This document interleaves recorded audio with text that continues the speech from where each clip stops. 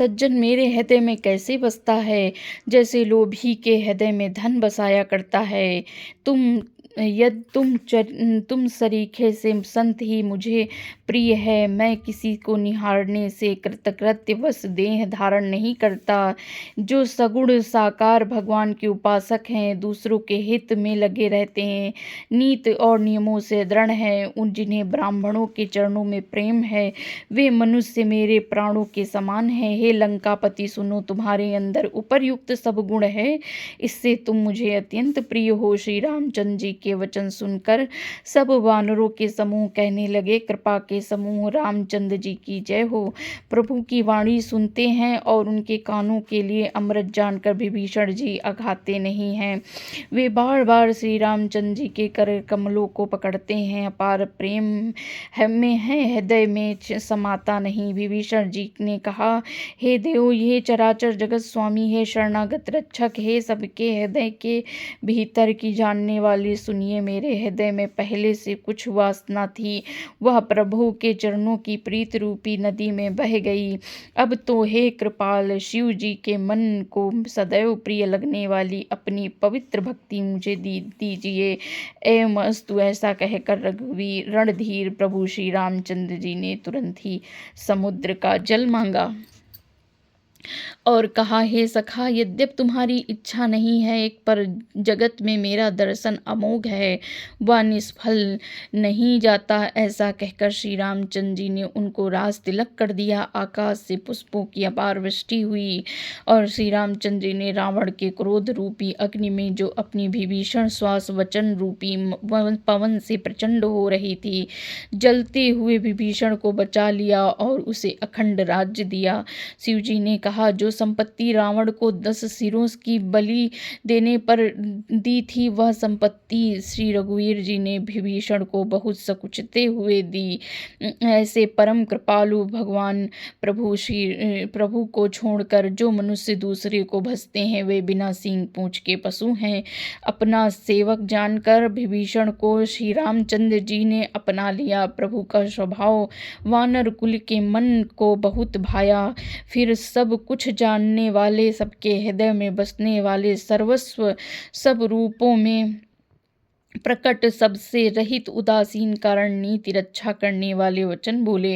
हे वीर वनराज सुग्रीव और लंका विभीषण, सुनो, इस गहरे समुद्र को किस प्रकार से पार किया जाए। अनेक जाति के मगर, सांप और मछलियों से भरा हुआ यह अत्यंत अथाह समुद्र पार करने में सब प्रकार से कठिन है। विभीषण ने कहा कि हे रघुनाथ, सुनिए, यद्यपि यह एक बाण ही करोड़ों समुद्र सोखने वाला है, जो सोख सकता है, तदपि नीति एक ऐसी कही गई है कि पहले जाकर समुद्र से प्रार्थना की जाए। हे प्रभु, समुद्र आपके कुल में बड़े पूर्वज हैं, जो विचार कर उपाय बतला देंगे। तब रीछ और वानरों की सारी सेना बिना ही परिश्रम के समुद्र से पार उतर जाएगी। श्री रामचंद्र जी ने कहा, हे सखा, तुमने अच्छा उपाय बताया है, यही किया जाए। यदि दैव सहायक हो। यह सलाह लक्ष्मण के मन को अच्छी नहीं लगी। श्री रामचंद्र जी के वचन सुनकर तो उन्होंने बहुत ही दुख पाया। लक्ष्मण जी ने कहा, हे नाथ, दैव का कौन भरोसा। मन में क्रोध कीजिए, ले आइए और समुद्र को सुखा डालिए। यह दैव तो कायर के मन का और एक आधार तसल्ली देने वाला उपाय है। आलसी लोग ही देव देव पुकारा करते हैं। यह सुनकर रघुवीर हंसकर बोले, ऐसे ही करेंगे, मन में धीरज रखो। ऐसा कहकर छोटे भाई को समझाकर प्रभु रघुनाथ जी समुद्र के समीप गए। उन्होंने पहले सिर नवाकर प्रणाम किया, फिर किनारे पर कुश बिछाकर बैठ गए। इधर ज्यों ही विभीषण जी प्रभु के पास आए थे, त्यों ही रावण ने उनके पीछे दूत भेजे। कपट से वानर का शरीर धरकर उन्होंने सब लीलाएं देखी। वे अपने हृदय में प्रभु के गुणों की और शरणागत पर उनके स्नेह की सराहना करने लगे। और तब फिर वे प्रकट रूप में अत्यंत प्रेम से श्री रामचंद्र जी के स्वभाव की बड़ाई करने लगे।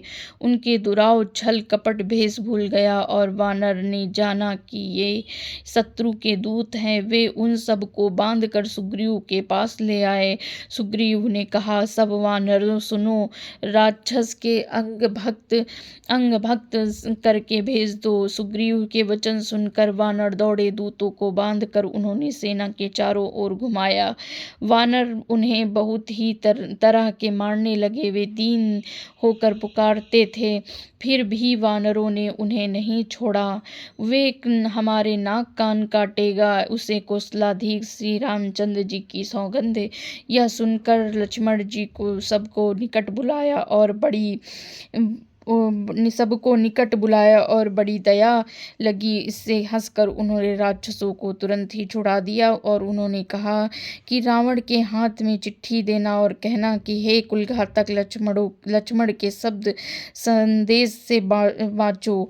फिर उन्होंने मूर्ख से यह मेरा उदार कृपा भरा संदेश कहना कि सीता जी को देकर उनसे रामचंद्र जी से मिलो, नहीं तो तुम्हारा काल आ गया है। लक्ष्मण जी के चरणों में मस्तक नवाकर श्री रामचंद्र जी के गुणों का वर्णन करते हुए दूत तुरंत ही चल दिए। श्री रामचंद्र जी का यश कहते हुए वे लंका में आए और उन्होंने रावण के चरणों में शीश नवाए।